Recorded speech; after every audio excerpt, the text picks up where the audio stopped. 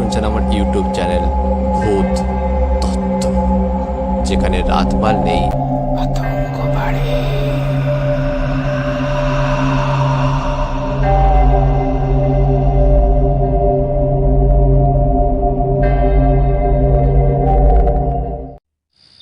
নমস্কার, সকলকে স্বাগত জানাচ্ছি ভূত তত্ত্বের আরও একটি জমজমাট ঘটনার সাথে।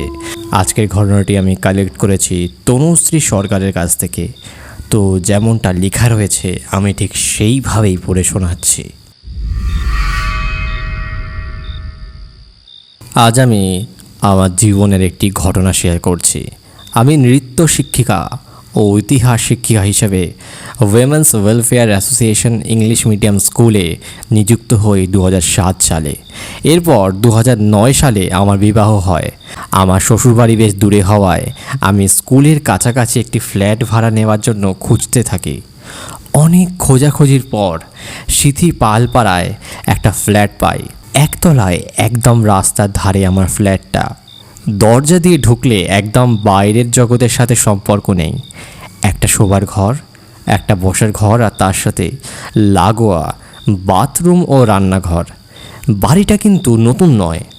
ভেতরের দিকে একটা উঠোন ছিল, তার মাঝে একটা পাতকুয়া ছিল। কেউ ব্যবহার করতো না। সারা বাড়িতে লোক খুব কম। বাড়িওয়ালাও ও তার স্ত্রী, তার ছেলে ও ছেলের বউ সবাই দোতলায় থাকতো। 3 তলায় চিলেকোঠার ঘরে এক মা ছেলে থাকতো, আর একতলায় আমিও আমার হাজবেন্ড। তবে একতলায় কিন্তু অনেকগুলো খালি ঘর ছিল, সব ফাঁকা। আমরা যেদিন ওই বাড়িতে আসি, পাশের বাড়ি থেকে একজন মাসিমা বারান্দা দিয়ে দেখেছিলেন। অনেকক্ষণ ধরে দেখছিলেন। বাড়িওয়ালা সব দেখিয়ে বুঝিয়ে চলে যেতেই উনি আমাকে হাত ছানি দিয়ে ডাকেন। আমি কাছে গেলে উনি নিচে নেমে আসেন আর খুব নিচু গলায় বলেন, যত তাড়াতাড়ি পারো অন্য ঘর দেখো। বলেই আর এক মুহূর্ত দাঁড়ালেন না। আমার কেমন অদ্ভুত লাগলো, কিন্তু একটু ভয় লাগলো না, তা বলবো না। কিন্তু খুব খুঁজে এই ঘর পেয়েছি, তাই এখন ছাড়াটা অসম্ভব। যাই হোক, খুব সুন্দর করে আমরা ঘরগুলো সাজিয়ে নিলাম। বেশ ভালোই সংসার করছিলাম। দুজনে সকালে অফিস বেরিয়ে যেতাম, বিকেল 3টে নাগাদ আমি ফিরে আসতাম। আমার হাজব্যান্ড রাত 8টা নাগাদ ফিরত। এই সময়ের মাঝে আমি সব কাজ ছেড়ে রাখতাম। তো একদিন আমি বাড়ি এসে স্নান সেরে মেশিন থেকে জামা কাপড়গুলো বের করে নিয়ে উঠোনে মেলতে গেছি। যাওয়ার সময় দরজাটা টেনে ছিটকিনি লাগিয়ে দিয়ে গেছিলাম। উঠোনে জামা কাপড় মেলতাম। পরপর 3টে দড়ি টাঙানো ছিল। আমি একটা দড়িতে পরপর কিছু কাপড় মেলে অন্যগুলো হাতে নিয়ে মেলতে গিয়ে দেখি আগের মেলে দেওয়া সব জামা কাপড় নিচে পড়ে আছে। আমি ভাবলাম, এটি কি করে হলো, কি করে পড়লো, ঠিক বুঝতে পারলাম না। যাই হোক, আবার জামাগুলো মেলে দিলাম। এবার পিছন ফিরতে ঝপ করে একটা শব্দ হলো।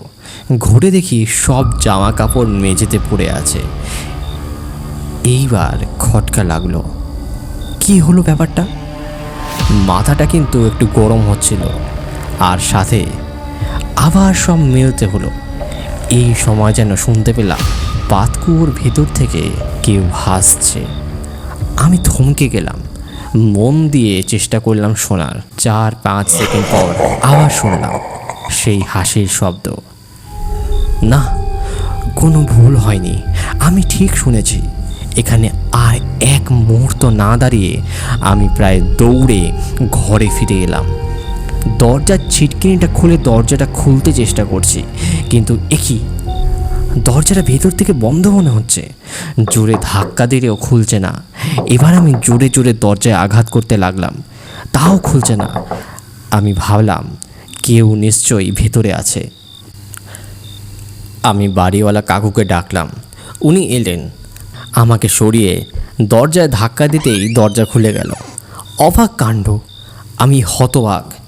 উনি বললেন দরজাটা বোধহয় আটকে গেছিল, এতে চিন্তার কিছু নেই। আমি ঘরে গেলাম। চুপচাপ চিন্তা করে যাচ্ছি কি কি ঘটলো এই কিছুক্ষণ ধরে, এগুলো কি স্বাভাবিক। এরপর 2-3 দিন কেটে গেল, কোনো অসুবিধা হয়নি। আমিও আমার হাজব্যান্ডকে কিছু জানাইনি, কিন্তু সেটাই ছিল আমার চরম ভুল। ওকে সব কিছু জানিয়ে দিলে হয়তো আমাকে এতটা ভুগতে হতো না। আমি দিন দিন কেমন মনমরা অলস হয়ে পড়ছিলাম, কিছু ভালো লাগতো না। ঘুম খুব বেড়ে গেছিল। স্কুল থেকে ফিরে 3-4 ঘন্টা ঘুমাতাম। এই রকম একদিনের সন্ধ্যেতে ঘুম ঘুম অবস্থায় শুনতে পাচ্ছি কানের কাছে কেউ যেন বলছে, শুকনো জামা কাপড়গুলো তুলবি না? আয় আয়। আমিও ধরফর করে উঠে দেখি অন্ধকার হয়ে গেছে। দিকবিদিক জ্ঞান শূন্য হয়ে ছুটলাম উঠোনে খোলা চুল নিয়ে। যেমন তেমনভাবে গিয়ে জামা কাপড় তুলছি, হঠাৎ শুনলাম কেউ আমার নাম ধরে ডাকছে। আমি এদিক ওদিক দেখছি, আবার শুনলাম, স্পষ্ট শুনলাম, এই তনু, তনু, এদিকে আয়। আমি এবার স্পষ্ট বুঝলাম শব্দটা পাতকুয়োর ভেতর থেকে আসছে। আমারও কী যে হলো, হাতের কাপড়গুলো মাটিতে ফেলে ধীরে ধীরে এগিয়ে গেলাম। তারপর উঠে পড়লাম পাতকুয়োর বাউন্ডারি পাঁচিলটার ওপর। ঝুঁকে ভেতরটা দেখছি, অনেকটা ঝুলে পড়েছিলাম। হঠাৎ পেছন থেকে কেউ আমাকে চেপে ধরে। আমি মুখ ঘুরিয়ে দেখি আমার হাজব্যান্ড। তারপর আমি অসম্ভব রেগে যাই, দুহাতে ওর মাথার চুল খামচে ধরি, অসম্ভব আজে বাজে গালাগালি করতে থাকি। মনে মনে ভাবছি এগুলো আমি কি করছি, কিন্তু কিছুতেই নিজেকে কন্ট্রোল করতে পারি না। কিন্তু আমার হাজব্যান্ড ওই সব কিছু পরোয়া না করেই আমাকে পাজা কোলা করে ঘরে নিয়ে আসে। আমি অসম্ভব পাগলামি করছিলাম। ও সোজা বাথরুমে নিয়ে গিয়ে শাওয়ারের নিচে দাঁড় করিয়ে দেয়। ঠান্ডা জল গায়ে পড়ার সাথে সাথে আমি সেন্সলেস হয়ে যাই। আমার হাজব্যান্ড ওই দিন কী করছিল, কি খেয়েছিল আমি কিছুই জানি না। ভাগ্যক্রমে পরের দিন শনিবার ছিল। আমি যখন ঘুম থেকে উঠি তখন দেখি সকাল 10:15 বাজে।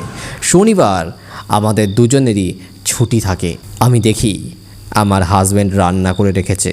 আমাকে চা দিল আর জিজ্ঞেস করলো কাল কি হয়েছিল, আমি কেন পাতকুয়োতে ঝাঁপ দিতে গেছিলাম। আমি তখন জানাই আমি তো ঝাঁপ দিতে যাইনি, আমাকে কেউ ডাকছিল। ও চুপ করে যায়, আর কিচ্ছু বলে না। স্বাভাবিকভাবেই ওই দিনটা কেটে যায়। পরদিন রবিবার আমার হাজব্যান্ড আমাকে নিয়ে দক্ষিণেশ্বর যায়। আমরা পুজো দিই, ভোগ খাই। দিনটা খুব ভালো কাটে, আমার মনটা খুব ভালো ছিল। পরের দিন সোমবার, আবার আমাদের অফিস শুরু। সেই দিন আমার হাজব্যান্ড আমাকে বলে স্কুল থেকে আমি যেন মায়ের কাছে চলে যাই, ও অফিস থেকে ফেরার পথে আমাকে নিয়ে আসবে। আমিও রাজি হই, কিন্তু স্কুল শেষ হবার পর কী যে হলো, আর মায়ের কাছে গেলাম না। আমার ঘর আমাকে টানছিল। আমি সোজা বাড়ি ফিরলাম। তারপর আমার হাজব্যান্ডকে ফোন করে সেটা জানালাম। ও শুনে খুব রাগ করলো। কিছুক্ষণ পর মা ফোন করলো। আমি বললাম শরীর ঠিক নেই, তাছাড়া অনেক কাজ পড়ে আছে। মার সাথে কথা বলে স্নান সেরে আবার ঘুম। কী যে ঘুম ঠিক বলে আমি বোঝাতে পারবো না। এখন আবার ঘুমিয়ে ঘুমিয়ে স্বপ্ন দেখতাম আমি উঠোনময় ঘুরে বেড়াচ্ছি। মাঝে মাঝে এই স্বপ্নটা দেখতাম। হঠাৎ দরজায় খুব জোরে নক হয়। আমার ঘুম ভেঙে যায়। আমি দরজা খুলে দেখি কেউ নেই। আমি দরজা বন্ধ করে রান্নাঘরে গিয়ে কাজ করছি, কিন্তু খালি মনে হচ্ছে আশেপাশে কেউ ঘুরছে আমার সাথে, আর একটা বাজে গন্ধ পাচ্ছি থেকে থেকে। কি বাজে একটা অনুভূতি, মনে হচ্ছে আমি যেন একটা বিপদে পড়তে চলেছি। যাই হোক, আমি ভাবলাম রান্নাটা সেরে ফেলি। চায়ের জল চড়ালাম ইন্ডাকশানে, এতে বিপদের কোনো কারণ ছিল না। অন্য কাজ করছিলাম, জল ফুটছিল, আমি চা পাতা দিতে যাব, হঠাৎ গরম জল সমেত সসপ্যানটি আমার গায়ে আছড়ে পড়ল। আর তারপর কী যে কষ্ট আর জ্বলন আমি বর্ণনা করতে পারবো না। হাউ হাউ করে কাঁদছি। আবার দরজায় নখ হলো। এবার আমার ভয় করলো। চারিদিকে কি বাজে একটা গন্ধ, দরজা খুলতে ভয় করছে। আবার দরজার নখ হলো। এবার আমার ভয় করছিল। চারিদিকে কি বাজে একটা গন্ধ, দরজা খুলতে ভয় করছে। আবার দরজায় নখ হলো, এবার বেশ জোরে। আমি উঠে দরজা খুললাম, দেখি আমার হাজব্যান্ড। ওকে দেখে আমি জড়িয়ে ধরি আর কাঁদতে থাকি। ও জিজ্ঞেস করে কি হলো। ঘরে এলে আমি ওকে পুড়ে যাওয়া জায়গাটা দেখালাম। ও কি দেখবে, আমি অবাক হয়ে দেখি হাতে তালুর মতো সাইজের ফোসকা পড়েছে 6টি, আর যা জ্বলন! উফ! সঙ্গে সঙ্গে আমাকে ক্লিনিকে নিয়ে যাওয়া হলো। ফোসকাগুলো পরিষ্কার করে ড্রেসিং করে দেওয়া হলো। ওই রাত কোনো রকমে কাটিয়ে পরদিন সকালে আমার হাজব্যান্ড আমাকে আমার বাপের বাড়ি দিয়ে আসে। মা তো আমার এই অবস্থা দেখে পাগলের মতো করছে। মাকে আমি সব জানাই। মা তো ভয় পেয়ে যায় আর আমাকে খুব বকাবকি করে। আমি মাকে আগে জানাইনি বলে। ওই দিন অফিসের শেষে আমার হাজব্যান্ড আমার সাথে দেখা করতে আসে। ও ডিনার করে বাড়ি যায়। আমি ও মা ওকে ওই বাড়িতে যেতে না করি, কিন্তু ও কথা শোনে না। তখন মা ওকে একটু মা সিংহ বাহিনীর খাড়া ধোয়া জল ও মাটির সাথে দিয়ে দেয়। ও বাড়ি যায়। রাতে আমরা ফোনে কথা বলি। পরদিন ও অফিস থেকে সোজা আমাদের বাড়ি আসে। দেখি ওর সাথে ওর জামা কাপড় নিয়ে এসেছে। আমি কিছু বলার আগেই ও বলে, ওই ঘরে থাকা অসম্ভব, কিছুই নিশ্চয়ই আছে ওখানে। সারা রাত ওর মনে হয়েছে ওর বিছানার ওপর কেউ বসে আছে, ঘরময় হেঁটে বেড়াচ্ছে। আরও ঘুমিয়ে পড়লেই ওর কানের কাছে আমার নাম ফিসফিস করে বলছে, তনু, এই তনু, এই রকম অনেকটা। পরদিন সকালেই মা আমাদের নিয়ে সিদ্ধেশ্বরী মন্দিরে যান। আমরা পুজো দিই, মায়ের পায়ের ফুল নিয়ে আসি। সত্যি বলতে কি, আমরা এরপর ওই বাড়িতে যেতে বেশ ভয় পাচ্ছিলাম। 2 সপ্তাহ আমরা মায়ের কাছে থাকি। আমার ফোসকাগুলো সারেনি তখনও। এরপর আমি স্কুলে যাওয়া শুরু করলাম। আমার স্কুলের একজন কলিগ আমার সব কথা শুনে আমাকে একজনের কাছে নিয়ে যায়। একজন ভদ্রলোক, তার কিছু প্যারানর্মাল ক্ষমতা ছিল। আমিও আমার কলিগ বাইরে ঘরে বসেছিলাম। কিছুক্ষণ পর ওই ভদ্রলোক ঘরে আসেন, আমার দিকে দেখেন। ঠিক 4 কি 5 সেকেন্ড ওনার চোখ দুটো বিস্ফারিত হয়ে যায়, আর উনি বলেন, এই মুহূর্তে এখান থেকে চলে যান আপনারা, আমার কিছু করার নেই। আমরা কিছু বলার চেষ্টা করলে ধমক দিয়ে চুপ করিয়ে দেন ও আমাদের বের করে দেন। আমরা খুব অপমানিত ও মানসিকভাবে আহত হয়ে পড়ি। আমার বন্ধু আমার কাছে বারবার ক্ষমা চাইতে থাকে আর জানায় ওই ভদ্রলোক খুব ভালো, এই রকম ব্যবহার উনি কখনো করেনি। যাই হোক, আমি মার বাড়ি চলে গেলাম। এর মধ্যে আমার হাজবেন্ড অন্য বাড়ি খুঁজতে থাকে। আমাকে জানায় যে পরের মাসেই আমরা অন্য কোথাও চলে যাব। পরদিন আমি স্কুল যেতেই আমার ওই বন্ধুটি আমাকে জানায় ওই ভদ্রলোক তাকে রাতে ফোন করেছিলেন। উনি বলেছেন, আপনার সাথে আজ যিনি এসেছিলেন তার সাথে এক মরণ শক্তি ছায়ার মতো লেগে আছে।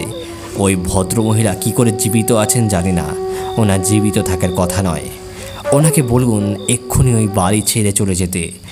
এক রাতও যদি উনি ওই বাড়িতে কাটান তাহলে ওনাকে বাঁচানো যাবে না, আর ভগবান ছাড়া ওনাকে বাঁচানোর ক্ষমতার কারণ নেই। এমনকি ওনাকে যে বাঁচানোর চেষ্টা করবে তারও ক্ষতি হবে। এই কথা বলে আমার বন্ধুটি সরি বলে চলে যায়। আমি মাকে গিয়ে সব বলি। এর সাথে আমার ভয় লাগতে থাকে আমার কাছে যারা আছে তাদের জন্য, আমার জন্য তাদের কোনো বিপদ না হয়। এর মধ্যে আমার কিছু প্রয়োজনীয় ডকুমেন্টস আনতে ওই বাড়ির রেন্ট দিতে একবার বাড়ি যাওয়ার দরকার পড়ে। আমার মা ও আমার এক মাসি আমার সাথে যায়। মাসির সঙ্গে একটা গণেশ ঠাকুরের সুন্দর ছবি নিয়ে গেছিল, সেটা আমার ঘরের দেওয়ালে টাঙিয়ে দিয়ে আসে। এরপর যা ঘটে তা সত্যি কল্পনাতীত। এই ঘটনার 3 দিন পর আমার এক মাসির একমাত্র ছেলের অপঘাতে মৃত্যু হয়। আমাদের মাথায় আকাশ ভেঙে পড়ে। আমি ঠিক করে ফেলি যে আমি আর কারোর সাথে থাকবো না, অন্য ঘর পাওয়া যাক বা না যাক। এমনকি আমি আমার হাজব্যান্ডকে বলি যত দিন না অন্য ফ্ল্যাট পাওয়া যায় সে যেন তার বাবা মার কাছে গিয়ে থাকে। বলাই বাহুল্য, আমার মা বা হাজব্যান্ড কেউ রাজি হয় না আমার কথায়। এর মধ্যে আমার শ্বশুর শাশুড়ি আমার ফ্ল্যাটে আমার সাথে দেখা করতে আসতে চান। আমি কি বলবো, তারা কিছু জানতেন না। এমনকি চাকরির জন্য আমি আলাদা থাকছি এই ব্যাপারটাও তাদের খুব একটা মনোপুত হয়নি। তারা জানান সামনের রবিবার তারা আসবেন। তো আমি ঠিক করি শনিবার ওই বাড়ি যাব, কারণ আমার হাজব্যান্ডের শনিবার ছুটি, তাহলে আমরা দুজন থাকতে পারবো। মা 1000 বার না করলেও আমরা যাই আর বলি, চিন্তা করো না মা, এক রাতের তো ব্যাপার, আর ওই বাড়িতে থাকবো না, তারপর থেকে আর দুপুরে আমরা ওই বাড়িতে যাই। ঘর পরিষ্কার করে দুজন একটু রেস্ট নেবার জন্য শুয়ে পড়ি। প্রায় সাথে সাথে দুজন ঘুমিয়ে পড়ি, কিন্তু আবার আমার মনে হয় কেউ আমাকে ডাকছে। চোখ খুলে যায় আমার, দেখি আমার হাজবেন্ড অকাতরে ঘুমোচ্ছে। এরপর আমার চোখ যায় নিচের দিকে, দেখি ঠিক আমার পায়ের কাছে একজন দাঁড়িয়ে আছে। কোনো মহিলা, পুরো সাদা কাপড় জড়ানো, মুখটা দেখতে পাচ্ছি না, কিন্তু অনুভব করতে পারছি ওর চোখের দৃষ্টি ভয়ানক, যেন আমার অন্তরাত্মা পর্যন্ত শুষে নিচ্ছে। আমি ঠিক প্যারালাইসিসের মতো মরে আছি, না কথা বলতে পারছি আর না হাত পা নাড়াতে পারছি, শুধু তাকিয়ে আছি। আর অসম্ভব ঠান্ডা হয়ে যাচ্ছি, কি হিম ঠান্ডা বলে বোঝাতে পারবো না। সময় কেটে যাচ্ছে আর আমি ভাবছি এবার আমি শেষ। হঠাৎ কি মনে হলো চোখটা ওই সাদা মূর্তির পেছনে গেল। ওখানে দেয়ালে গণেশের ছবিটা, যেটা আমার মাসি দিয়েছিল। আমার মধ্যে যেন বিদ্যুৎ প্রবাহ চলে গেল। মনে মনে সিদ্ধিদাতাকে ডাকতে লাগলাম। চোখ দিয়ে জল গড়িয়ে পড়ল, কিন্তু আমি এক দৃষ্টি ঠাকুরের দিক থেকে সরালাম না। আস্তে আস্তে আমার গায়ের টেম্পারেচার স্বাভাবিক হতে লাগলো। আমি আঙুল নাড়াতে পারছিলাম। এবার আস্তে আস্তে উঠে পড়লাম। উঠে গিয়ে আমি ঠাকুরের পায়ে মাথা লাগিয়ে দাঁড়িয়ে রইলাম। একটু পরে আমার হাজবেন্ড উঠল। আমি ওকে আর কিছু জানালাম না, শুধু ভয় পাবে বলে বেচারা। ও দরকারি জিনিস বাজার দোকান ছাড়তে গেল। আমি আর কোনো ভয় পাইনি। রাতে আমরা খাওয়া দাওয়া সেরে শুতে যাব, হঠাৎ আমার নাক দিয়ে ব্লিডিং শুরু হলো। নাকে জল দিলাম, একটু পর ঠিক হয়ে গেল। কিন্তু আমার হাজবেন্ড ভীষণ চিন্তায় পড়ে গেল আর সারা রাতও ঘুমায়নি। বারবার উঠে আমাকে দেখছে। আমি সবই বুঝতে পারছি। সকালবেলা তাড়াতাড়ি উঠে রান্নার জোগাড় করতে শুরু করেছি। তবে রান্না শুরুর আগে আমি স্নান করে নিই। এইটা আমার বরাবরের অভ্যেস। মাকে তাই দেখেছি। স্নান করতে গিয়ে আমি শাওয়ারের নিচে দাঁড়িয়েছি, স্নান করছি, হঠাৎ দেখি আমার গা দিয়ে রক্ত বয়ে যাচ্ছে। কী হলো ব্যাপারটা? কোথাও কাটেনি, ব্যথা নেই, রক্ত কোথা থেকে এলো? তারপর বুঝতে পারি আমার নাক দিয়ে রক্ত পড়ছে। সাংঘাতিক রক্ত পড়ছে, বা নাক দিয়ে সাংঘাতিক রক্ত পড়ছে আমার বা নাক দিয়ে। আমি বা নাক চেপে ধরি। আমার ডান নাক দিয়ে ব্লিডিং শুরু হয়। এরপর দুই নাক দিয়ে অঝরে ব্লিডিং হতে থাকে। এরপর আমি আমার হাজবেন্ডকে ডাকতে গেলে আমার মুখ দিয়ে ব্লিডিং শুরু হয়। আমি দিশেহারা হয়ে বাথরুমে খুলে দিই। আমার হাজবেন্ড আমাকে দেখে সাথে সাথে আমার মাকে ফোন করে আর আমাকে কাছে আসে। এত ব্লিডিং হচ্ছিল যে আমি বাথরুম থেকে বের হতে পারছিলাম না। মা ভাই গাড়ি নিয়ে আসে, আমাকে সোজা মেডিকেলে নিয়ে যাওয়া হয়। প্রচুর ডাক্তার চলে আসেন, তারা বলেন আমার সেরিব্রাল হয়েছে। আমার মুখ দিয়ে এখন ক্লোট উঠছিল। সবাই এসে গেছিল হসপিটালে, মামা কাকু মাসি সবাই, অনেকে কাঁদছে। আমি দেখতে পাচ্ছি আমার হাজব্যান্ড আর ভাই তো পাগলের মতো করছে, কিন্তু মা খুব স্টেডি। আমাকে বলল, তোকে বাঁচিয়ে নিয়ে যাবই, চিন্তা করিস না। আমার কিন্তু পুরো জ্ঞান ছিল, সব দেখছিলাম। এক গাদা ইঞ্জেকশন দিল ডাক্তাররা, সে এক বিশাল পর্ব। যাই হোক, আমি জীবিত বাড়ি ফিরলাম মায়ের কাছে। আর ওই বাড়িতে কোনো দিন যাইনি। পরে আমার হাজব্যান্ড সব জিনিসপত্র নিয়ে অন্য বাড়িতে শিফট করে। আমিও সুস্থ হয়ে নতুন বাড়িতে যাই। আর সব থেকে আশ্চর্যজনক বিষয় হলো, আমি কিন্তু আর কখনো কোনো ভয় পাইনি, আর কোনো রকম কিছু অনুভব হয়নি। সব যেন একটা দুঃস্বপ্ন ছিল, কিন্তু যা ঘটেছে তা আমি জীবনে ভুলব না। আর ওই বাড়ির ধারপাশ দিয়েও কোনো দিন যাব না। এখন আমি সম্পূর্ণ সুস্থ, আর আমি মনে প্রাণে বিশ্বাস করি যে সত্যি ভগবান আমাকে রক্ষা করেছেন, না হলে আমি আজ আর জীবিত থাকতাম না।